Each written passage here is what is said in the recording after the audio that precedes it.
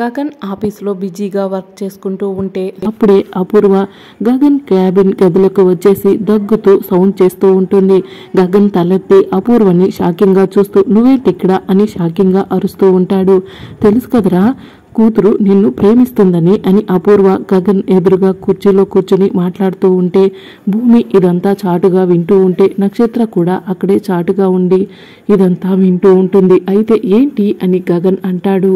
నీతో పెళ్లికి ఒప్పించమని ఇక్కడ దాకా తీసుకువచ్చింది అని అపూర్వ అనడంతో ఇంపాసిబుల్ అని గగన్ అంటాడు.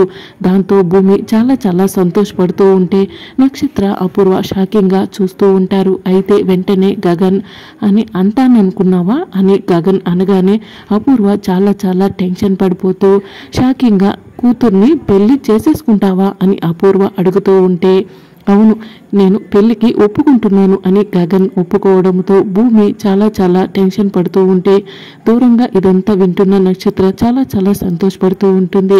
నక్షత్ర నా కోసం చనిపోబోయింది, అటువంటి నక్షత్రని నేనెందుకు పెళ్లి చేసుకోను అని గగన్ చెప్తాడు. దాంతో అపూర్వ కూడా కొంచెం షాకింగ్గా కొంచెం సంతోషపడుతూ ఉంటుంది. తర్వాత అపూర్వ అక్కడి నుండి వెళ్ళిపోగానే నక్షత్ర పరిగెత్తుకుంటూ గగన్ దగ్గరికి వచ్చి పెళ్లికి ఒప్పుకున్నందుకు థ్యాంక్ యూ బావా అంటూ గగన్ బొగ్గపై ముద్దు పెట్టేస్తుంది. ఇదంతా చూస్తున్న భూమి చాలా షాకింగ్గా కోపంతో రగిలిపోతూ ఉంటుంది. ఇక గగన్ నక్షత్ర ముద్దు పెట్టడంతో ఆ ముద్దుని టచ్ చేసుకుంటూ చేయి చూసుకుంటూ చాలా చాలా మురిసిపోతూ సిగ్గుపడుతూ ఉంటాడు.